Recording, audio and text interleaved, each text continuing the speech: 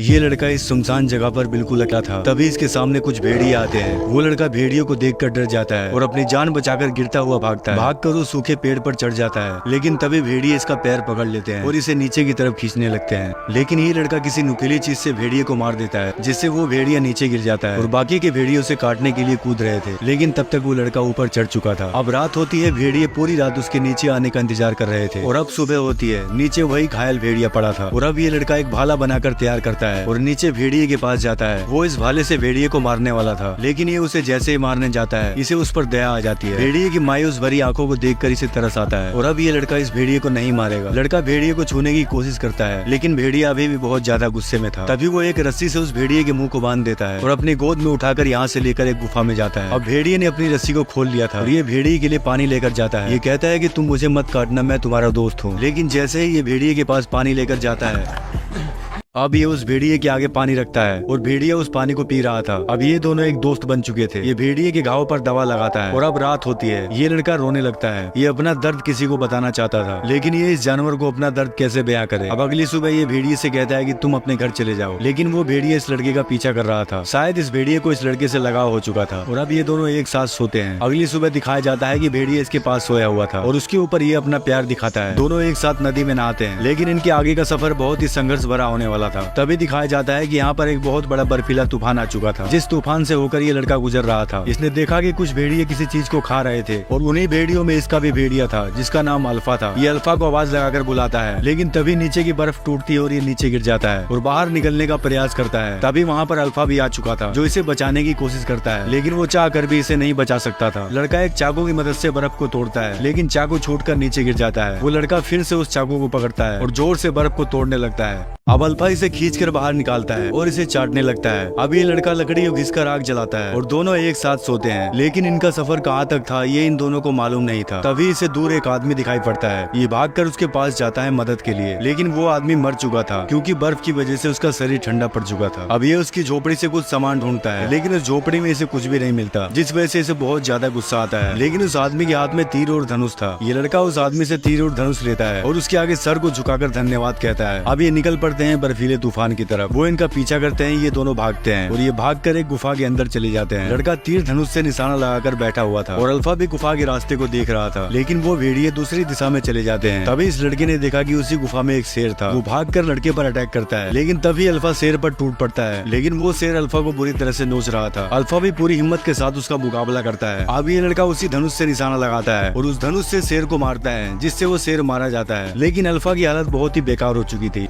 अब ये निकल पड़ते हैं आगे की तरफ। अभी इनको लंबा सफर तय करना था, लेकिन अल्फा की तबीयत खराब हो रही थी। इतने बर्फीले तूफान में सफर करना बहुत ही मुश्किल था और आगे चलकर अल्फा नीचे गिर चुका था, क्योंकि इस पर टाइगर ने हमला भी किया था। ये उसे उठाता है और साथ चलने को कहता है, लेकिन इसमें अब इतनी ताकत नहीं बची थी कि वो कदम से कदम मिलाकर चल सके। तभी ये अल्फा को अपनी गोद में उठाता है और सफर को पूरा करता है। अब एक रात वो एक साथ बिताते हैं और फिर से अगली सुबह होती है और ये अल्फा को गोद में लेकर चल रहा था। तभी इसे सामने कुछ दिखाई देता है। शायद यही इसकी मंजिल थी। आखिर वो पहुंच गया अपने लोगों के पास, जिन परिवार वालों ने कभी नहीं सोचा था कि हमारा बेटा वापस लौट कर आएगा, क्योंकि ये परिवार वालों की नजर में मर चुका था। खैर, अब इनका पहला और आखिरी चिराग वापस आ चुका था। परिवार वाले बहुत ही ज्यादा खुश थे और इस सफर को सफल बनाने में इसका पूरा योगदान उस जंगली भेड़िए अल्फा को जाता है, जिसने हर मुसीबत में इसका पूरा साथ दिया। लेकिन उसी रात अल्फा की तबीयत खराब हो जाती है, क्योंकि अल्फा माँ बनने वाली थी और उसी रात अल्फा ने अपने बच्चों को जन्म दिया और अल्फा को एक नया परिवार मिल चुका था।